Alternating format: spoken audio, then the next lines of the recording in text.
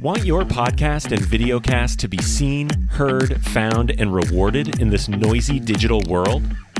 Then join podcast industry experts Tom Hazzard and Tracy Hazzard as they debunk all that outdated and bad advice you've been getting from the podcasting gurus and share what actually works today, bringing you those smart cut tactics proven to feed thousands of brands, blogs, videos, podcasts, and social channels with bingeable original voices like yours. Get ready to feed your brand. Hey everyone, welcome to Feed Your Brand. I'm Tom Hazzard, my co-host and better half Tracy Hazzard. Today, we're going to talk about maximizing your podcast reach, a great theme for 2024, the power of directory listings and promotion. So this is really important. There are lists out there on the internet in pretty much every category of podcasting. Isn't that right, Tracy? Yeah, there is. I mean, there's lists for the best health and wellness podcast, the best fitness podcast, the best, it can be micro, it can be the best podcast on podcasting, right? There's lists out there for that. The top podcasts in this, but you want to go into the micro categories. It matters in the micro categories because that's what people are looking up, because I don't want to know the best podcasts out there because that's too general. And then, the same 5 are going to show up every time, the ones that are all like paid for by big networks. So a real podcast listener doesn't do that. They go into the micro categories they're looking for.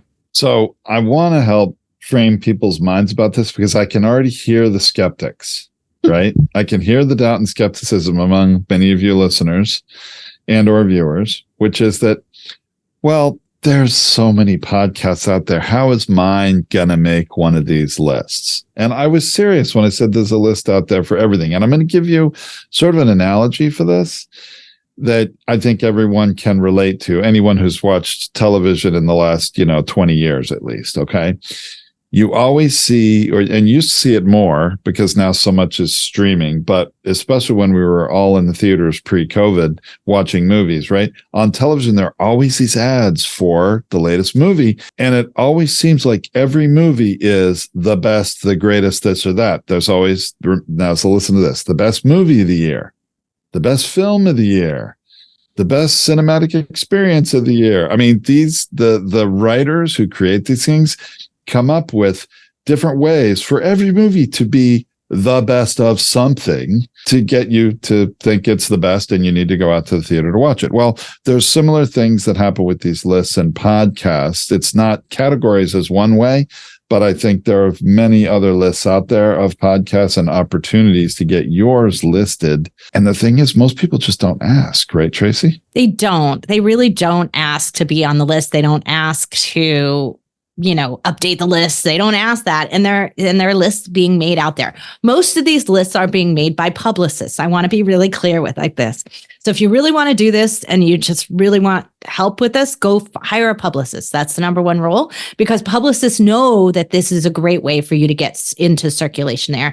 And it's an easy ask for them to do this because a lot of times you write and submit it. That is a tactic to write and submit your own. But you can't be on the list if you write and submit your own list. So you have to think that through. Who are you going to hire? Who's going to help you? Who's going to be the author that can write and put you on the list? But isn't there another tactic about tapping into an existing list, Tracy?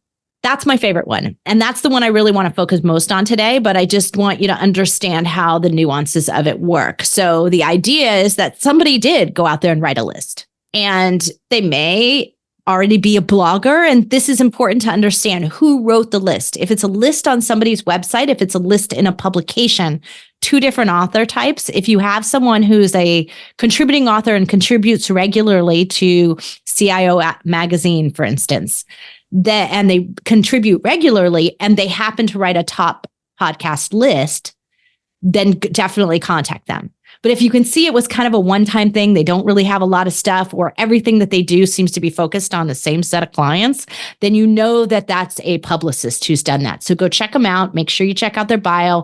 That's maybe the publicist you want to reach out to. That may be the one you want to hire because obviously they use it in their strategy. So it's not going to work to get an update done on it if they're a publicist because they do it for hire. But if it's a columnist or a contributor who already has a popular article, that's something different. And that's what I'm going to talk about here for most of what we're going to say today. I like this tactic a lot. It's really pretty brilliant. It will take a little bit of legwork, but not that difficult for do-it-yourselfers, right? Right. So let's say you type in best podcast on podcasting and a bunch of articles come up. A bunch of lists come up. Listicles, sometimes they call them, right? Yep, listicles, exactly that. Listicles come up. And you think, okay, ooh, that's a good publication. I want to be a part of TechCrunch, or I want to be a part of Entrepreneur, right? How can I get in that? So there's a popular article, but that's from 2022. It's 2 years old. And yet it's ranking on the first page of Google for best podcasts on podcasting. Sounds great, right? So we should reach out to that writer and say, hey, have you thought about updating this listicle? It's very popular. If you updated it for 2024, I bet you'd get even more lift from it. So you're giving them an option. If it's in their blog, it's easier. If it's in a publication, it's a little harder because they have to get the publication to agree. Right. So these are the two areas where you've got to think this through. Blogs are way easier for you to update. But if it's showing up at the first page of Google, it doesn't really matter if it's on somebody's website or it's on a main authority page, because its purpose isn't to add a logo to your website. Its purpose is to make an actual list for people who are out there searching for something, right? Searching for a new podcast. So we want to hit those lists and we want to hit on the list.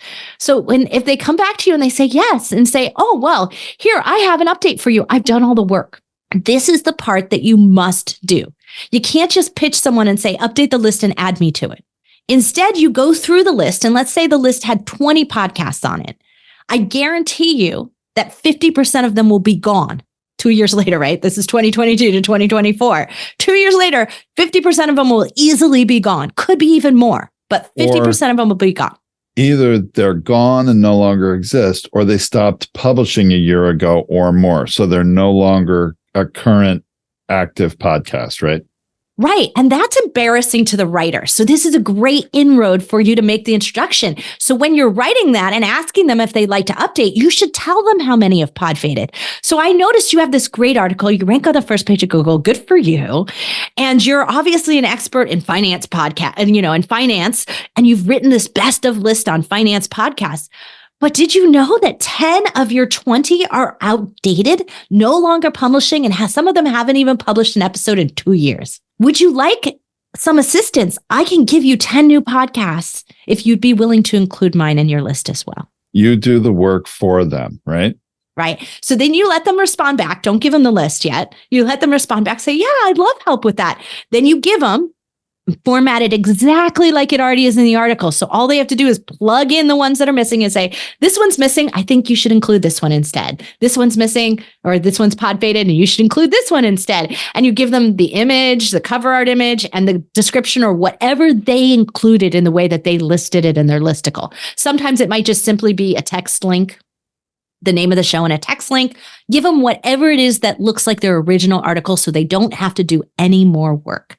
And then, of course, and paste. Right. Copy and paste. And so you give them the ones that they're removing and you give them the new ones plus yours, right? And you give them some more details on yours, obviously, because you want them to be a little generous. Maybe they'll update their opening paragraph, because that's something that they should do. When you update it, you're going to mention somewhere, the writer should write that, where they're going to mention that this is now updated for 2024. And wow, thank you so-and-so for helping me with this list. And they give you another shout out. That would be really nice if they did that. They may not, but it doesn't matter, because you've already set up the success for them and given them, hand wrapped it, ready to go for them to really update this really quickly. That's an easy win for them. There's no reason for them not to. A blogger especially is looking for new content at all times. A columnist or a contributor also has sometimes a requirement of how many they're supposed to do per month. A columnist does. When I wrote for Inc. magazine, I had a requirement of hitting 6 articles per month. And that last week of the month was the week that I would be like desperately looking for some new things. So it's a strategy also to hit them in the last week of the month with an easy update to an fast article that they've written. So if you've got somebody and you're trying to do a publication, suggest that, because editors actually do love this. Who doesn't love a sequel? Right? It's kind of me. It worked the first time, so it should work again. Like, that's the mental model of all editors out there. I think that's brilliant. Yeah, updating it for 2024. I mean, they could even, if they wanted to. I mean, there's several different techniques about this, and you could edit the existing article because it's already ranking well, or you could create a new one that's for 2024, and it's republishing half that list, but the new list, and it links back to the old one, or maybe it just lists the 10 new ones and links back to the old one. I mean, there are many different techniques. There's not really only one way to do this, but you're going to breathe new life into it. And again, as Tracy suggested, help them out and make it easy for them to, produce more content. All right. So let's talk about where you rank on that list. It is very obnoxious and presumptuous of you to suggest that you belong on number one. And you better have a really darn good reason for it, because I likely, as a writer, will go obnoxious, not including him. I probably still will rewrite that article, but I definitely won't include your show at that point. So you just gave me a great idea, but I'm like, I'm not listening to that ego. So writers have their own ego, right? They have their own authority level. They have their own mission. They're not there to serve you. So you need to give them something that makes it of value to them, make it easy for them. But if you want the law of reciprocity to kick in here, then don't be pushy about it. So what I suggest you do is say, hey, if you're trying to decide where to rank shows, here's the chart. You could show them an example of the chart. Here's where these shows rank, or here's where this show has 100 episodes and this one has 1,000. So you could give it by episode numbers. You could give them some ideas about where you go based on something that's flattering and obviously a benefit to you. Our 3D print show, 650 episodes. I think we still have the longest and largest catalog, and we haven't published in 3 years. So there's always a way to spin it that puts you in a favorable position up towards the top, but it lets it be their decision where to place you. And I guarantee you, if you're like a lot of people, if you decided, okay, I'm not going to be obnoxious and I'm not going to be pushy, I'm not going to put myself at number one, you will put yourself lower on the list than the writer will. It's like, think about any self-evaluation you do out there. You always end up downgrading yourself more than your boss will. It just happens that way, always. Best 3D printing podcast for binge listeners, that would be, right? Because you got 650 episodes. Right. It has nothing to do with being current, right? So this is also a way to discover this. You can always spin it, right? Suggest a new title or an update to the title that favors you. And then when you give them the list, they decide where you go, but you've given them the data, like how many episodes each show has. That's really good and valuable information. So thinking about those things, about how you want to position it, but also making it the writer feel like they're in control, because that's critically important to you actually getting more out of it. So now the flip side of that is, let's say you just don't want to give anyone else control. You're really the authority in the industry. So I was the authority on innovation. I wrote a column for Inc. magazine. I was the authority for innovation. I wrote an article for Inc. magazine on the best innovation podcasts. Well, I couldn't really plug my show. It would have been against the whole policy. I'm not allowed to plug my own business as a columnist writer. I'm not allowed to do it. I can have it in my byline. I can have it in the bio. I can mention it from an experience or a commentary about why I believe this.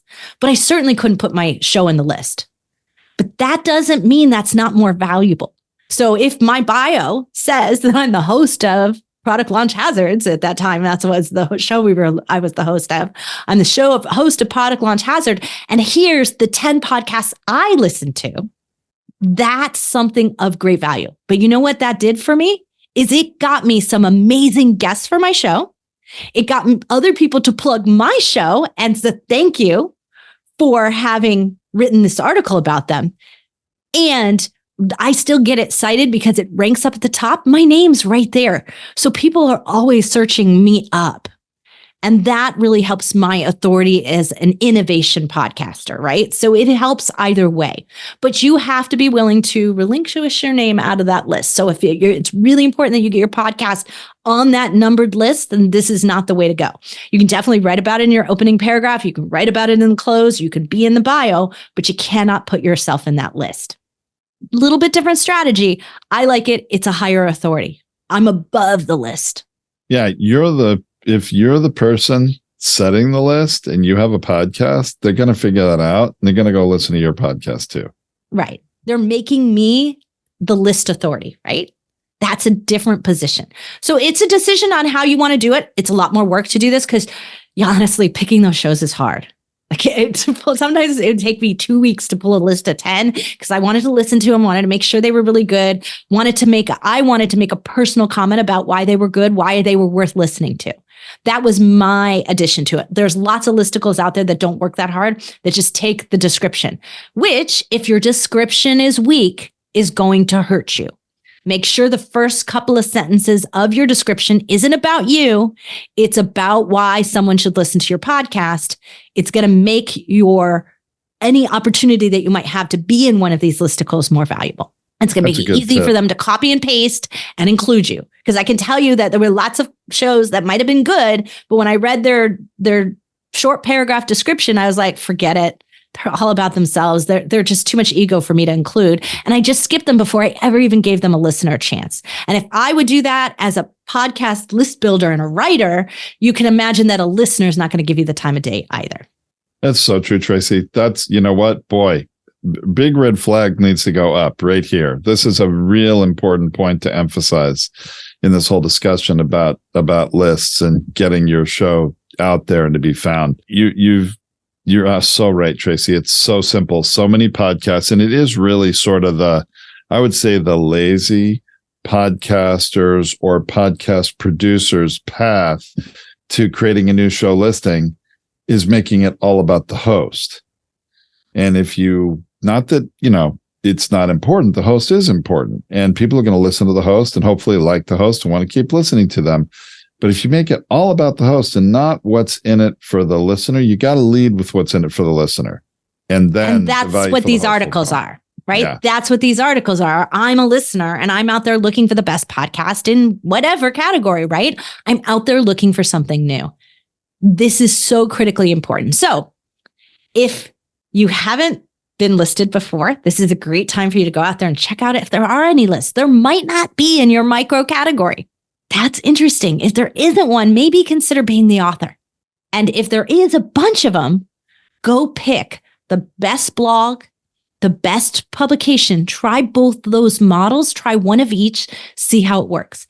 Get them to update their lists for 2024. Get them to update it for the new year and see how much business that drives to you. I can tell you that I know from that top 10 list I created on Innovation Podcasts, I still today get those podcast hosts reaching out to me, telling me they're getting not only listeners, but business because of that article. And I think I wrote it 4 years ago, 5. It might be 5 easily. Yeah. Well, no, and honestly, that's the thing. That's the power of these lists and blogs, not to get too far off topic here, but that's the power, the long-term power of these lists and of blogs that you create either for your podcast episodes or about podcasts in general. We have one that's almost 6 years old now that we're the very top result on the first page of Google for a very valuable search term that we still get traffic from every month. And just hasn't changed in all those years. So, and I don't even think that blog or episode has been updated anytime recently, but updating is a good way to really turn the odds more in your favor. Right. And the reality is that this is going to lead to directory listings like in all kinds of places and other types of promotion, because that helps with that reach that's going on everything, because people are looking for the easy answer. So this is also something AI loves lists. It makes it easy for it to do its job. So when it's out there searching and it sees these popular listicle articles, it's easy for them to compile that, find the overlap, which is why getting on more than one list is a good idea. Find the overlap, pulling it together, and then making the suggestion. And it does away with all the writers to begin with, yes. But it was from that the information about your show shows up. So we definitely need to be a part of this written word. It's required in our AI future. So I want you to think about that as well. This is going to be one of the big power moves in marketing and promoting, and that's why we're starting the year with this one. And just a little side tip about this, you realize when your show is mentioned in a listicle somewhere, or you write an article yourself and contribute it somewhere else, guess what? That's going to link back to you, wherever you are, to your show, to your website, to your press or media page. This is sort of how you build that sort of spider web of cross links and backlinks, which are going to provide you value long-term. Exactly. So you can use it for a long time. You made a top list at some point in the history of it. It doesn't really matter. You can always use it for a really long time. Drop the year off, obviously. Usually most articles will drop the year off. It might be in the subtitle or it might be in the opening paragraph, but they usually don't keep them in the title anymore because they know it has longevity when it builds up on the first page of Google. It's kind of a tactic that it'll say the best podcasts for such and such, but not the best podcasts of 2024 for such and such. Like, it's very rare that does that in the main title. Subtitles all the time, they're in there. Or it might say dash updated for 2024 if it was a previous list that was from 2018 or 2019. You're making me realize, Tracy, although I may not want to mess with it because it's still so strong SEO-wise today, but that episode we did Feed Your Brand 6 years ago was the best and worst podcast websites at the time. And we didn't say for 2017 when we did it, but there have been some changes and some updates that might be worth refreshing, or doing an updated new one that refers to that one. Or that the old one refers to the new one when people find it through Google because they're going there first. And I have to think about that. Yeah. So this is something, if you're going to do updates and you're not a blogger and you don't understand SEO on your website, don't mess with the titles that you already have. It's not a good idea. If you do a new episode, do something new, just create a new one, see if it supplants the old one. It's not a good idea to go back and update old ones without knowing what you're doing from an SEO standpoint. So I'm just going to say that right out there. In a publication situation, they totally know what they're doing. So publications know how to update past articles. And so they know how to do that properly and make sure that they're getting all of the original SEO value and then adding new to it. Great tips. I think this is a great one to talk about here in early 2024 as we're all planning for how to get more out of our show. That's right. And as always, we're going to be back next week with another topic. We are always looking for new ideas. We want to make sure that we're giving you the most value you can. We are focused mainly on people who've already started a podcast, but if you haven't started one yet, we hope we're able to support you as well with some ideas about what you might want to do when you get started. But there are all kinds of tools and useful ideas, tips, courses, programs, more podcast episodes that you can possibly listen to, I think, in one weekend, that's for sure. All of it is now on podcastersunited.org. That's where we decided to donate our shows to. So we donated the Binge Factor and Feed Your Brand and our entire tip library to a nonprofit organization called Podcasters United, because we think that's where most podcasters can get the most value from it.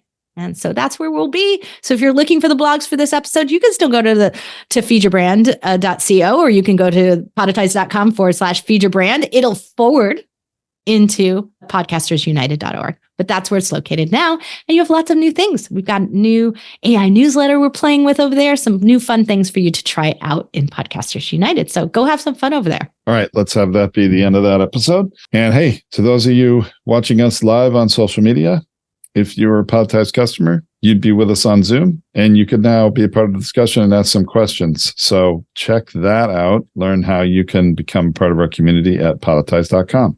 And make sure to friend us on social. You know, not just you may have caught this live stream without following us, but if you follow us, we always have an announcement about the next live stream that's coming up. So you'll see the topics, so you can decide whether or not you want to join us next week as well. All right. Thanks, everyone. Heard something useful today but didn't have a chance to write it down? No worries. Tom and Tracy have you covered.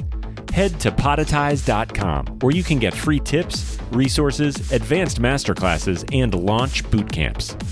While you're there, book a free audit to find out how your podcast scores against the competitors and what you can do about it. Last thing, don't forget to follow Podetize, Tracy Hazzard, and Tom Hazzard on social so you can ask questions during their next live stream. Until next time, keep podcasting.